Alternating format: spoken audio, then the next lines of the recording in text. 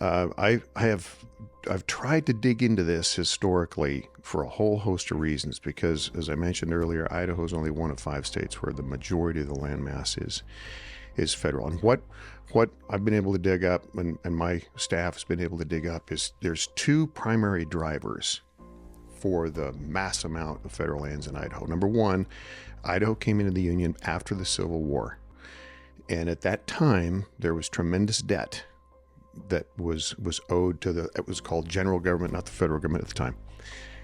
And the general government did not want to turn over the mineral rights to these newly approved states. Okay, so they wanted to keep that revenue stream. There was gold and silver being discovered, and they knew there was going to be revenue, so they wanted to keep that at least in trust for a period of time.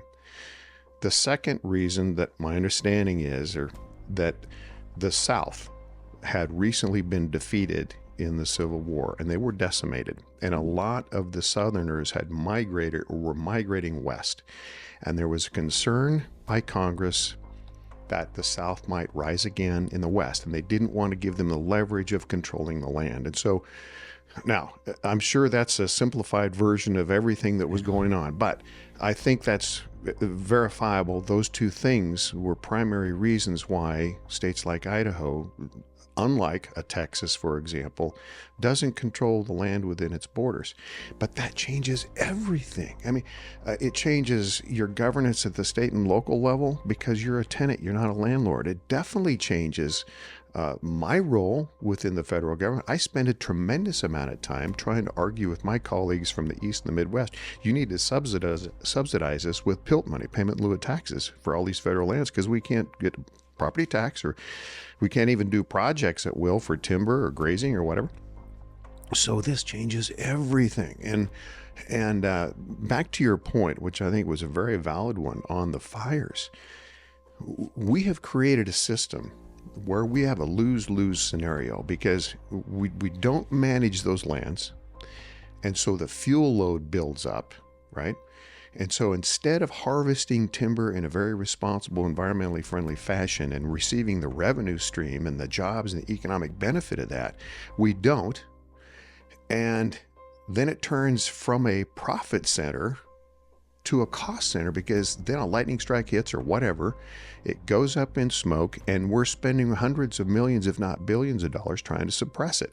So this is just, it's just a bad system right now. And I believe the answer is transferring a lot of the control to the management. I'm not saying we have to shift the ownership. That might be ideal, but realistically, shift the management from the federal government to the states, to the local shareholders.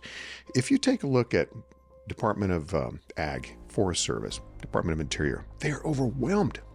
The backlog, untouched maintenance backlog of the federal government on public lands is in the billions and billions and billions.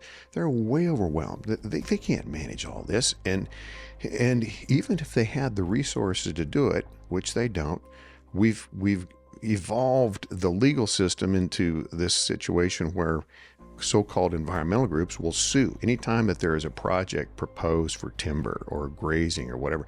Lawsuits fly, gets all cobbed up. This needs an overhaul in the biggest of ways, and it's massively impactful.